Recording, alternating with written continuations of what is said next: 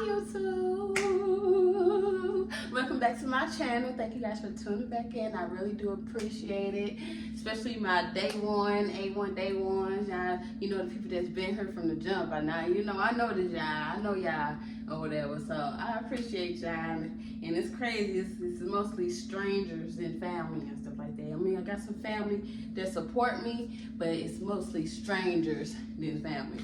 But I appreciate it. I appreciate all the strangers, and y'all are my family now. So this whole channel is my family now. You guys are on a journey with me, Life with Khadijah W. So thank you guys for tuning back in. Like I said, if you haven't already, please like this video, because you know we're going to be talking about some good stuff or some interesting stuff. I know I'll be getting a lot of questions about it, so we're going to talk about it today. I'm blind, I can't even see nothing, but I feel like I look cute. So like without my glasses, I don't know, women, not all women of course. Oh, there's my baby, they talking. Not all women of course, but I know like women with glasses, we usually take the glasses off to take photos and pictures, and we feel, I don't know, we feel much cuter and all that type of stuff. But I still got my glasses of course, but I feel like I'm cute, so I'm matching the doors. Oh, shit. And y'all not tripping. This thing is leaning. Y'all probably like, what? But yeah, this thing is leaning. But I'm matching the my closet doors. Cute. But to get into the video, as y'all read by the title, I want to start off by, you know, because my kids, they would one day see my videos, and they would look at this particular video, this specific video, and be like, oh, I understand my mom's mindset, or at least get an explanation of like what was going on during this time, you know, about their dads or whatever. But yeah, this gonna be a video for them for the future or whatever. But I want to apologize to you guys, my kids, for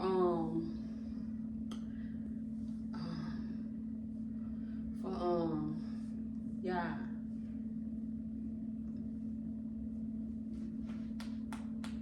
Okay, I want to apologize to you guys for like ignoring the red signs in like my relationships with your fathers, and you know, eventually having you guys and bringing you into a world in an environment that's not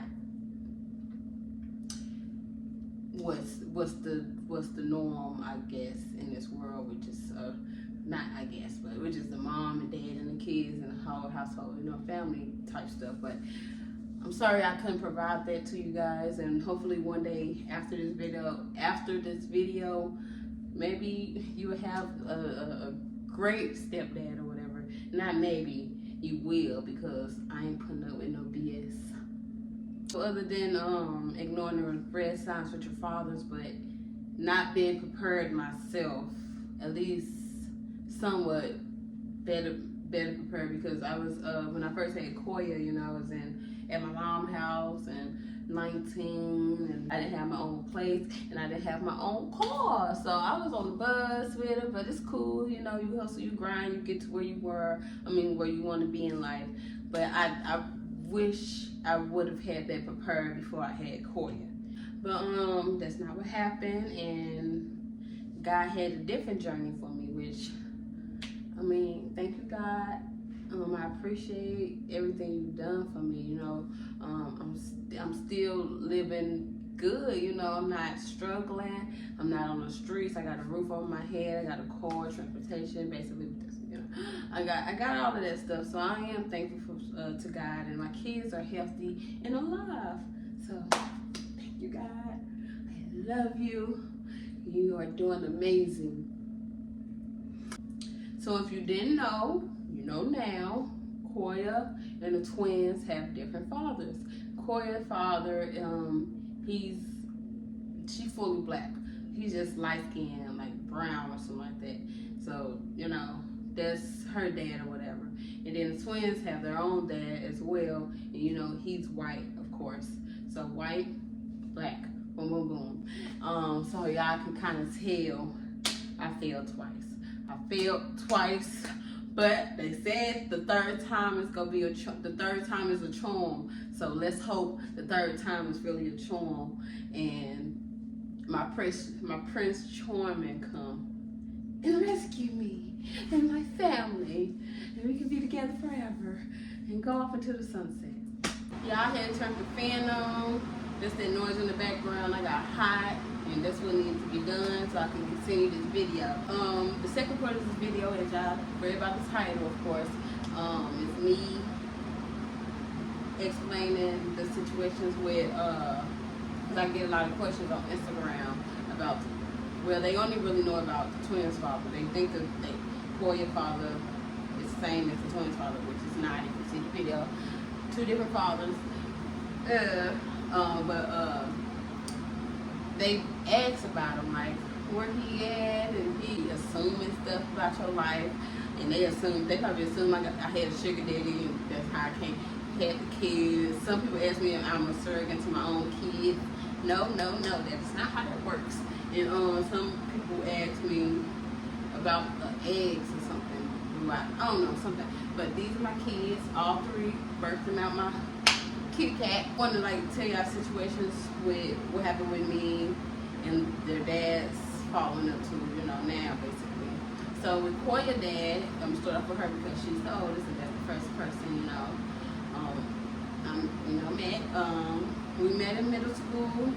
We went to homecoming together. We got pictures and everything of us at homecoming. It would have been cute if we were still together and Koya would have been like, oh, they middle school sweethearts, I guess, They were middle school sweethearts. My parents was always together, but that's not the case. Homecoming together.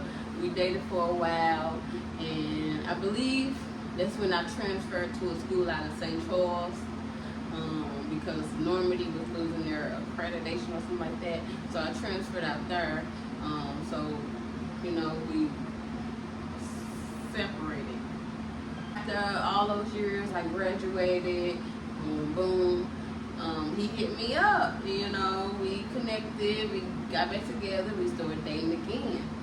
And at this point, I'm 19, and that's the first guy I lost my virginity to. He's the first person I lost my virginity to. But it wasn't like the romantic type of situation, because we was dating, of course, and he was sneaking over while my mama went to work at nighttime, and I eventually got pregnant. But it's not like how people would imagine it. Because Koya was playing. She was playing. I planned her. Dad planned her. We was like, we both wanted, a child. But we wanted it, I don't know his reason, but we wanted it for different reasons. I was depressed. We don't talk about being depressed for real in the black community and the black environment and all that, family and all that type of stuff. So I was depressed, and I felt like I didn't have no reason to live, and I felt like that was the solution, having a baby that I felt would care about me and I'll care about that baby, and it's just me and this baby together. That was my mindset. Yeah, I don't know what I was thinking, but that's my mindset. I'm still here today and I'm alive, and I feel like I have a reason to live. I just can't think about offering myself because I have kids. If you don't think about your kids first and their situation before I know it's not that easy though, so I can't just say this. So let me just be quiet about that. It's not that easy, but I just can't leave my kids. That was my reason. I was depressed and I wanted to feel loved, and it wasn't the guy I wanted to feel loved by. It was the baby. So that's why the baby was planned, and I eventually got pregnant. And it was cool for a second or whatever, but then that's when the problem started. It's always while I'm pregnant that not the problem starts, but stuff started crumbling, I guess, because it was already cracked and all that, but it's still crumbling because it's breaking off now.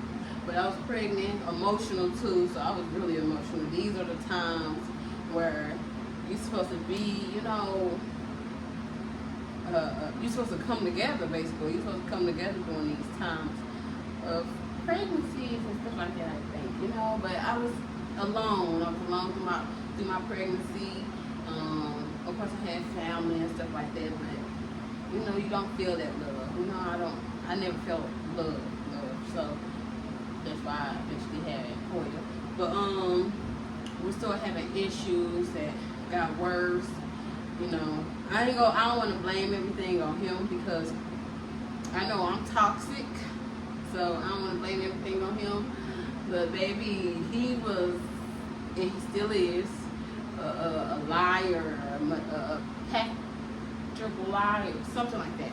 He was that, and he was trying to be manipulative, and boom, bam, bam. But me, I made the situation even more toxic because I played the same game as him. I wanted to be manipulated. I saw right through it, and instead of me just walking away like, I don't got time for this, I entertained it, and I was going back and forth with him, boom, boom, boom, while pregnant and everything. But eventually, I don't know, we just cut it off, you know. It was just off, boom, boom, boom. I went through the pregnancy by myself, doctor's appointment. I was on the bus, y'all. And, you know, I just felt like I was alone, you know. I had to do everything on my own. But I had a motivation, which was Koya. So I guess it was a win-win for me because I had motivation and I had a reason to live. So, boom. Baby, I go to the hospital to get induced because I was induced with Koya vaginally. My mom, she ended up calling him. We haven't spoke for like months, you know. I went through my pregnancy basically alone. We haven't spoke for months.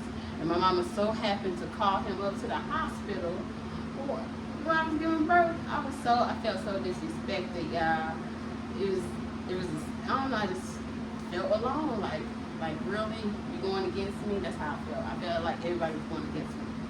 But and I was emotional, so y'all can understand my mindset, I guess. But I can say, but I'm sorry. He came, he signed the birth certificate, he stayed for a day, and then he never came back. And it's not funny, but I'm emotionally detached from the situation or something like that. I guess I look back at it like, really? This what I dealt with or whatever, you know. So, never saw him after that, basically. I never saw him after that. He was outside. He wanted to be outside. So that's what happened. Boom, boom. Take care of my babies by myself. Right after I got out the hospital, you know how you have to take your baby back to the doctor appointment, and all this type of stuff. I had to go back to the doctor's appointment. You know, I'm still recovering and stuff, whatever. And I'm still getting on the bus, bleeding and all. I know y'all don't want to hear all that, but I'm still getting on the bus with my baby. It's cold, it's windy, cold. I have a newborn baby. I'm on the bus. This was my life, so y'all understand, I guess, why I'm so independent now, because I feel like I had to do it on my own, and I ain't finna beg nobody. I don't got time for that. But yeah, Koya was taken care of all by me throughout her 4 years of living. He recently reached out, like every blue moon he does this. He reach out every now and then, and to see if I guess I'm still that little girl that I was at 19, which I'm not. I'm more mature and I'm more wiser. I'm more wiser and stuff. But he reached out to see if we can connect again. Not about this kid, but connect. And I ain't talking about the regular connect. Y'all know, grown up connect. And I'm like, no. Worry about your kid. And he's like, I am. And then he'll disappear for a couple months, years, or whatever. Then he'll show up again. I need to change my number. But that was that. That's how it is. He of course he knows that's his kid, his daughter. He knows that's his daughter. Koya looks just like him. If I put a picture up of him I mean, of course, y'all say she look like me because she probably do. But if y'all see her father, y'all be like, oh, okay, yeah. But he know. Yeah, he know. I wish she did have her father in her life. I'm not taking nobody's kids away. That's what people like to scream out. I'm keeping the kids away, but I'm not. I wish it was different, but that's what it is. And Koya just got me, so that's why I'm very overprotective of my baby. The twins' dad, we met in high school. My last year in high school, we were friends though. Graduated. I eventually had Koya with my other baby daddy, and we broke up on the boom, years passed. He reached out to me. This is the twins' dad, of course. He reached out to me, and that's when we just connected, and we got serious. We got serious. I don't know if it was super fast. We dated for like over a year or whatever, but we also got engaged. It was a lot. It was a stressful roller coaster with us because one day we was engaged, and then the next, the engagement was off. It was toxic. The relationship was very toxic. Like I said before, I don't want to just blame him because I entertained it too as well. Nobody's perfect, and that's not why I'm like telling y'all this video anyway about our relationship. I'm not telling y'all to explain the relationship. I'm telling y'all to explain how they're not involved in the kid's life. Basically, I ignored the red flags when I should have just let it be gone the first time we broke up, right? But, young and naive. I'm just blaming on that. I'm more mature now. I know I'm not going to put up with that stuff now, but I ignored the red flags. Eventually, I got pregnant, and both of us was excited. But at the same time, I wasn't, because I was like, I already knew how toxic our relationship was, and I already dealt with Koya's father. So in my mind, it's like I already knew. I don't know. I had a feeling that he wasn't gonna step up like he said he was gonna step up. But guys, they'll, these my kids. I'm gonna do this. I would never all that. You know how dudes are. They make promises that they know they're not going to keep. They be putting their life on you. Like, I put it on this, I put it on that. Still be mine. But anyway, he was like, wanted the kid. At first, we just figured it was just one. So he wanted the kid. He wanted the baby. Me, I was questioning. Because I love kids and I want lots of kids. I do.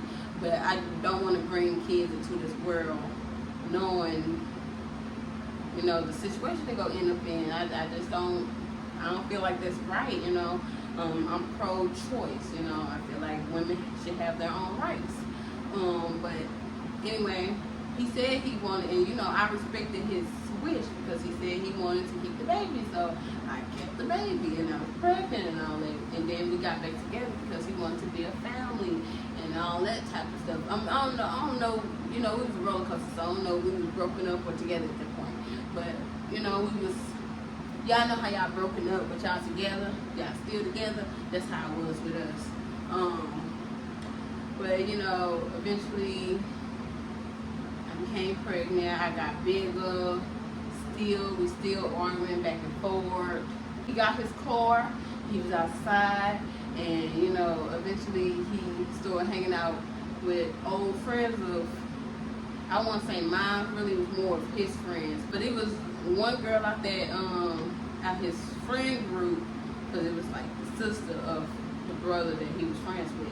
One girl out there friend group that was like, used to be my friend. We used to, kick it in high school and all that type of stuff. I ain't gonna go too deep because we wasn't like that deep of a friendship or whatever. But it's the whole point of, they came over my house where I laid my head and all that type of stuff, and we was chilling and all that type of stuff the whole time, and I feel disrespected because while we chilling and stuff the whole time, y'all is talking, y'all messing around basically, and he rubbing on my belly and stuff like that. Cause I remember that. He rubbing on my belly and stuff like that, and all like you doing this. This is weird. This is weird. I don't know. I've never been in this situation before where the girl is sitting right there and they low key messing with each other. I've never been in that situation before. So I wasn't mad at.